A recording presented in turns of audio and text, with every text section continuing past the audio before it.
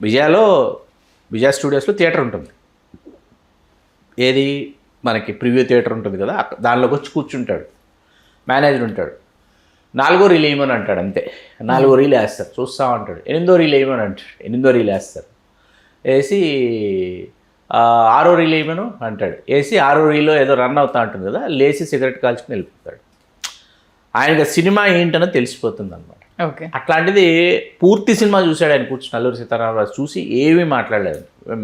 మెల్లగా బయటకు వచ్చి ఆయన టిన్ ఉంటుంది, సిగరెట్ టిన్, ఆ టిన్లోంచి సిగరెట్ తీసి వెలిగించి కృష్ణ గారు ఆతృతగా ఎదురు చూస్తున్నారంట. ఏం చెప్తాడు ఈయన? ఎన్ని సినిమాలు ఒప్పుకున్నా అన్నాడంట. 14 అండి అంటాడు. ఎన్ని అన్నాడంట. అదే దీని తర్వాత 14 మంది నిర్మాతలు చేస్తున్నారు నాతో సినిమా అంటే. వాళ్ళందరూ అయిపోయినట్టే పో అనేసి పోయాడంట. అదేంటి? ఈ సినిమా అంత పెద్ద హిట్ అవుతుంది, దీని తర్వాత నువ్వు సీతారామరాజుగా నిలిచిపోతావు, తర్వాత నేను వేరే క్యారెక్టర్స్లో చూడటం కష్టం అని ఇంత చెప్పాడు ఆన్సర్ ఆయన. ఓకే, అంటే నిర్మాత లాస్ అయిపోతారు అనేసా ఒక లైన్లో చెప్పేసి వెళ్ళిపోయాడు ఆయన. కృష్ణ గారి తర్వాత అర్థమైందంట అంత బాగుంది సినిమా అని చెప్పేసి మహదానంద పెడిపోయాడండి కృష్ణ. మహారథి గారిని ఎవరో ఇప్పుడు అడిగారండి, ఎలా రాశారండి మీరు సంభాషణలు? ఎందుకంటే మరీ ముఖ్యంగా క్లైమాక్స్లో కృష్ణ గారు చెప్పే డైలాగులు చాలా కష్టం అసలు. ఎలా చేశారంటే ఆయన అడవిలోకి వెళ్ళిపోయి ఒంటరిగా ఒక చెట్టు కింద కూర్చుని అల్లూరి సీతారామరాజు గారు అయితే ఏం చెప్పుండేవాడని ఆ తాదాత్మ్యతకు నేను లోనై రాశాను. ఈ నీరులో నీటినై, నిప్పులో నిప్పునై అని చెప్పేటటువంటి డైలాగ్స్, గాలిలో ఈ మట్టిలో కలిసిపోతాయి, ఎక్స్ట్రాడినరీ డైలాగ్స్ అనమాట. అట్లా కృష్ణ గారు ఏంటంటే నిత్య ప్రయోగశీలి, నిత్య సృజనశీలి. తర్వాత చాలామంది చెప్తారు శోభన్ బాబు గారికి ఎవ్వరూ ₹1 ఎగ్గొట్టలేదు, కృష్ణ గారికి ₹1 ఎవరు సరిగ్గా ఇవ్వలేదు, చాలా మంది చెప్తారనమాట. శోభన్ బాబు గారు మొత్తం మాట్లాడుకున్న రెమ్యూనరేషన్ వచ్చిందా లేదన్నది చెక్ చేసుకుందని డబ్బింగ్కి వచ్చేవారు కాదు. కృష్ణ గారు ఏంటంటే నిర్మాత వచ్చి లేదండి ఆ ఏరియా అమ్ముడుపోలేదండి, ఏరియా అప్పుడు ఏంటంటే సీడెడ్, ఆంధ్ర, నైజాం 3 మైసూర్ రెస్ట్ ఆఫ్ ఇది ఇచ్చి మైసూరే మనకి ఒడిస్సా. అక్కడి నుంచి రాలేదండి, ఇక్కడి నుంచి రావాలండి, వాళ్ళు ఏదో కొంచెం పంపిస్తే తీసేసి సర్లే నెక్స్ట్ పిక్చర్లో చూసుకుందాం లేనివాడు కృష్ణ గారు. అట్లా చేసుకుంటా వెళ్ళిపోయారు. హనుమంతరావు గారు కృష్ణ గారికి, శేషగిరిరావు గారు ఇద్దరు ఆయనకి బాగా కలిసి వచ్చిన సోదరులు. నిజంగా ఒకరు లక్ష్మణుడు అయితే ఒక భరతుడు అనుకోవచ్చు రాముడికి, అట్లాంటి సోదరులు. హనుమంతరావు గారు ఈజ్ ఏ గ్రేట్ పర్సనాలిటీ.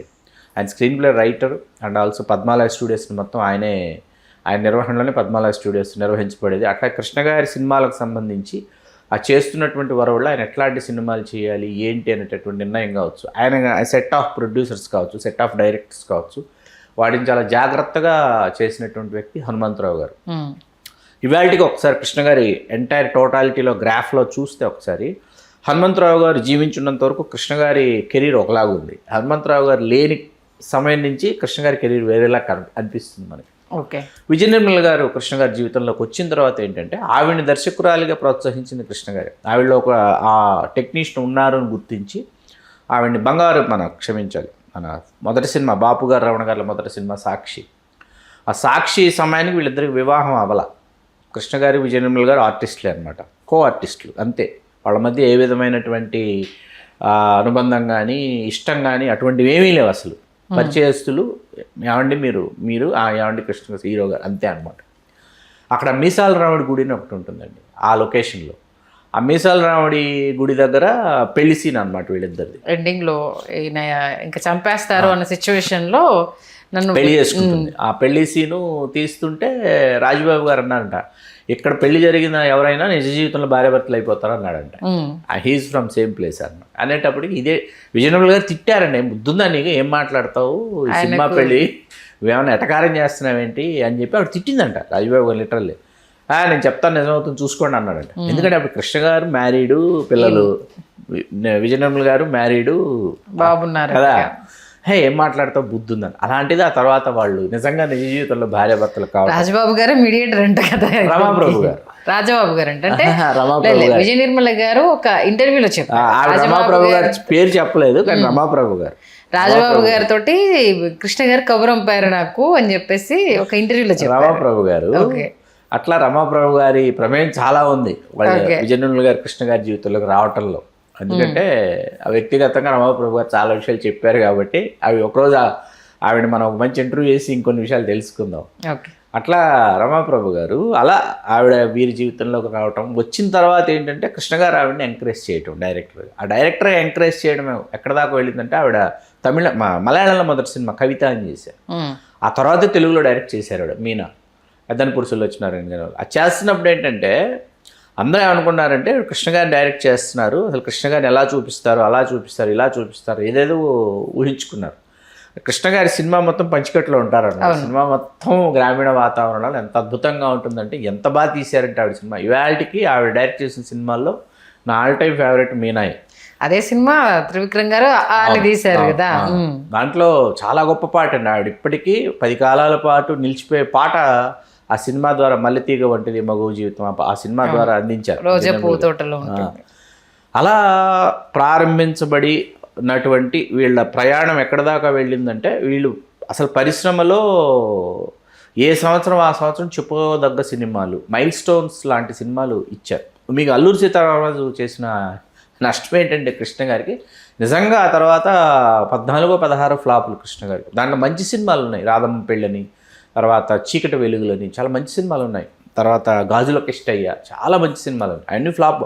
ఆ సినిమాలు ఇవాళ చూస్తుంటే ఫ్లాప్ అన్నారు, ఇంత బాగుంది ఏంటి ఈ సినిమా అని అనుకుంటాం మనం. కృష్ణ గారి చీకటి వెలుగులు చూస్తుంటే ఇంకా ఆయన ఏం చేయాలో అర్థం కాక, ఏ సినిమా చేయాలో అర్థం కాక, ఎట్లాంటి సినిమా ఒప్పుకుంటారో, ఏ సినిమా ప్రేక్షకులకు నచ్చుతుందో తెలియక ఫైనల్గా ఒక ఆఖరి పోరాటంలాగా ఆయన ఏంటంటే పాడి పంటల సినిమా తీసుకున్నారు. అద్భుతమైన సినిమా తీసుకుని పిసి రెడ్డి గారు డైరెక్షన్. పాడి పంటలు ఏంటంటే పాడి పంటలకు వాళ్ళు పెట్టుకున్న ఒట్టి ఏంటంటే అప్పటి వరకు గ్రామీణ వాతావరణంలో గ్రామీణ కుటుంబ కథా చిత్రాలు ఏవైతే ఉన్నాయో అవన్నీ కూడా స్టూడియోలోనే తెస్తున్నారు. అప్పటికి ఫస్ట్ వీళ్ళు పెట్టుకున్న మొదటి కండిషన్ ఏంటంటే స్టూడియోలో తీయకూడదని పెట్టుకున్నారు. స్క్రిప్ట్ అయిన తర్వాత అప్పుడు ఆ స్క్రిప్ట్కి అనుగుణంగా ఎక్కడికి వెళ్ళాలి, ఏ లొకేషన్కి వెళ్ళాలి, ఏ విలేజ్కి వెళ్తే బాగుంటుందని కృష్ణా జిల్లాకి వెళ్ళిపోయారు. కృష్ణా జిల్లాకి వెళ్ళిపోయి అక్కడ మంచి మండు వేసవిలో పెట్టుకున్నారు షూటింగ్. కృష్ణా జిల్లాలో షూటింగు. అట్లాగే దాంట్లో కూడా ప్రాజెక్టుకు సంబంధించి ఉంటుందన్నమాట. ఆయకట్టు ప్రాజెక్టు ఇవన్నీ ఉంటాయి దాంట్లో. ఈ బంగారు భూమి పాట ఒకటి, తర్వాత నాకు చాలా ఇష్టమైన పాట మహాదేవన్ గారు స్వరపరిచిన ఇరుసులేని బండి ఈశ్వరుడి బండి, అది విజయ నిర్మల్ గారు కృష్ణ గారిని టీస్ చేసి సాంగ్. ఆ సాంగ్ చాలా, అది రీమిక్స్ చేసిన ఈవేళ చాలా బాగుంటుంది ఆ పాట మహేష్ బాబు గారి సినిమాలో దేంట్లో. అలా గూఢాచారి సినిమాలు, జేమ్స్ బాండ్ సినిమాలు, కౌబాయి సినిమాలు, జానపద సినిమాల్లో కృష్ణ గారు ఎన్ని ప్రయోగాలు చేశారు. ఎవరికి మహాబలుడు అని ఒక సినిమా ఉంటుంది, మీరు ఇవాళ చూడండి. మహాబలుడు అసలు ఇప్పుడు ఈ మధ్యకాలంలో చాలా ఈ జానర్లో ఫోక్లోర్ జానర్లో చాలా ప్రయోగాలు, మన విఎఫ్ఎక్స్లు అది ఇది అన్నీ కృతకంగా ఉంటున్నాయండి. మహాబలుడు చూస్తే ఇంత న్యాచురల్గా ఎలా చేశారు అనుకుంటారు, అంత న్యాచురల్గా చేసి. అలా పాడి పంటలు చేయటం, పాడి పంటలు కని వినేరుగానే విజయం సాధించి మళ్ళీ కృష్ణ గారి కెరీర్ని గాడిలో పడేసింది. రాఘవేంద్రరావు గారు వచ్చిన తర్వాత, రాఘవేంద్రరావు గారు, కోదండరామిరెడ్డి గారు వీళ్ళు వచ్చిన తర్వాత బాపయ్య గారు కొన్ని సినిమాలు చేశారు. బాపయ్య గారు కాకుండా రాఘవేంద్రరావు గారు, కోదండరామిరెడ్డి గారు వచ్చిన తర్వాత కొత్త పుంతలు తొక్కిచ్చారు. అప్పటిదాకా కేఎస్ఆర్ దాస్ గారిని, కృష్ణ గారి సినిమాలు అంటే యాక్షన్ ఓరియంటెడ్ అంటే కేఎస్ఆర్ దాస్ గారు. విజయ నిర్మల్ గారు కొన్ని డైరెక్ట్ చేశారు. మధ్యలో మిగతా దర్శకులు కొన్ని డైరెక్ట్ చేస్తుండేవాడు. ఆయన చాలా అద్భుతమైన క్లాసిక్స్లో విశ్వనాథ్ గారి సినిమాలు ఉన్నాయంటే నమ్ముతారా మీరు? విశ్వనాథ్ గారు కృష్ణ గారు అద్భుతమైన సినిమాలు చేశారు. ఉండమ్మా బొట్టు పెడతా ఒకటి, అసలు మామూలుగా ఉండదు సినిమా. అది ఒక చిన్న సెంటిమెంట్ ని ఎంత అద్భుతంగా పండించారు అనేది జమున గారి క్యారెక్టర్ చాలా అద్భుతంగా ఉంటుంది సినిమా. నేరము శిక్ష ఒకటి, ఇలాంటి అద్భుతమైన సినిమాలు చేశారు విశ్వనాథ్ గారు కృష్ణ గారు. రాఘవేంద్రరావు గారు వచ్చిన తర్వాత ఏంటంటే ఊరికి మొనగాడు ఒకటండి. రాఘవేంద్రరావు గారు కృష్ణ గారి కలయికలో అసలు కనివిని ఎరుగని రికార్డులు సృష్టించినటువంటి సినిమా ఊరికి మొనగాడు. ఊరికి మొనగాడు తర్వాత ఘరానా దొంగ తర్వాత శక్తి తర్వాత అగ్నిపర్వతం తర్వాత అడవి సింహాలు, ఇట్లా దీని తర్వాత వజ్రాయుధం. ఇలా రాఘవేంద్రరావు గారు కృష్ణ గారు ఏంటంటే ఇద్దరు దొంగలు, కృష్ణ శోభన్ మామూలు పెట్టి రాఘవేంద్ర గారు వరుసగా సూపర్ డూపర్ హిట్స్ అనమాట. అసలు ఇండస్ట్రీ హిట్స్ ఉన్నాయి ఇట్లా. అగ్నిపర్వతం ఇండస్ట్రీ హిట్, అగ్గిపెట్ట ఉందా, అదే అగ్ని జమదగ్గి, థియేటర్లు తగలబడిపోతాయి. ఈవేళ మాట్లాడుతున్నారు కానీ ఆవేళ కృష్ణ గారు థియేటర్లను తగలబెట్టేశారు ఆ ఒక్క డైలాగ్తో. అవును, అంతే కదా. అసలు ఆ స్టిక్ తిప్పుతారు, మీకు తెలుసా? ఆ స్టిక్ తిప్పిన తర్వాత ఏమైందంటే ఇలా స్టిక్ తిప్పాలని చెప్పి ప్రాక్టీస్ చేసిన వాళ్ళలో నేను ఒకని. ఆయన చేతిలోని స్టిక్ ఇలా తిప్పుతారు. ఇవాళ నేను స్టిక్ అలా తిప్పగలను తెలుసా? రియల్ రోల్ కదా అది. యాక్చువల్గా రామారావు గారితో చేద్దాం అనుకున్న స్క్రిప్ట్ అది. రామారావు గారితో చేద్దాం అన్న స్క్రిప్ట్ కృష్ణ గారికి రాసి పెట్టింది. రెండో క్యారెక్టర్ లేదండి, రెండో బ్రదర్ క్యారెక్టర్ లేదు అసలు యాక్చువల్గా. కృష్ణ గారి ఫొటోస్ తో ఒక సాంగ్ ఉంటుంది కదా విజయశాంతి గారిది, ఎంత అద్భుతంగా పిక్చరైజ్ చేశారు ఈ గాలిలో అన్నది. అసలు చాలా అది వైవేష్ చౌదరి గారికి అది ఇన్స్పిరేషన్. సీతయ్యలో పెట్టారు, చేశారు. సిమ్రాన్ సిగ్గేస్తుంది నేను చూస్తుంటే అన్నది. అసలు ఆ ఫొటోస్ అవన్నీ వస్తుంటే విజయశాంతి గారు అంటే రాఘవేంద్రరావు గారి మార్క్ దాంట్లో కనిపిస్తుంది. కృష్ణ గారు #1 అయిపోయారని చెప్పి 1 అని సాంగ్ కూడా ఉంటుంది. రామారావు గారు రాజకీయాలకు వెళ్ళిపోయారు, కృష్ణ గారు ఇంకా #1 అని 1 అని ఒక పాట కూడా ఉంటుంది. కృష్ణ గారి మీద జరగాల్సినంత అధ్యయనం జరగలేదండి తెలుగు సినిమా పరిశ్రమకు సంబంధించి. చరిత్రకారులు కృష్ణ గారి సినిమాల మీద అందరూ ఏంటంటే ఆయన చేయలేరు, ఆయన ఇది చేయలేరు, అది లేదు, ఆయన అన్నీ చేశారు. బ్రేక్ డాన్సులతో సహా కృష్ణ గారు అన్నీ చేశారు. అద్భుతమైన అద్వితీయమైన సూపర్ డూపర్ హిట్స్. మీకు నవలా చిత్రాల్లో విజయనిర్మల్ గారు ఇందాక మనం మాట్లాడుకున్నాం, సూర్యచంద్ర అని ఒక సినిమా ఉంటుంది, ఎంత బాగుంటుందో తెలుసా సినిమా మీకు. అట్లాగే విజయబాబు నాయుడు గారు డైరెక్ట్ చేసిన కృష్ణగారిడి ఒకటి, మహారాజశ్రీ మాయగాడు, ఇంకా చుట్టాలు వస్తున్నారు జాగ్రత్త ఒకటి. అట్లా మీకు 1 కాదు 2 కాదు, బుర్రిపాలెం బుల్లోడు, ఇలా ఆ టైంకి ఏంటంటే ఈ సినిమాలను ఎంత ఏకలవ్య చేశారు. కురుక్షేత్రం వచ్చేసి అదొక ఇది కమలాకర్ ఏకలవ్య, విజయారెడ్డి గారి డైరెక్షన్, ఎంఎస్ రెడ్డి గారి నిర్మాత.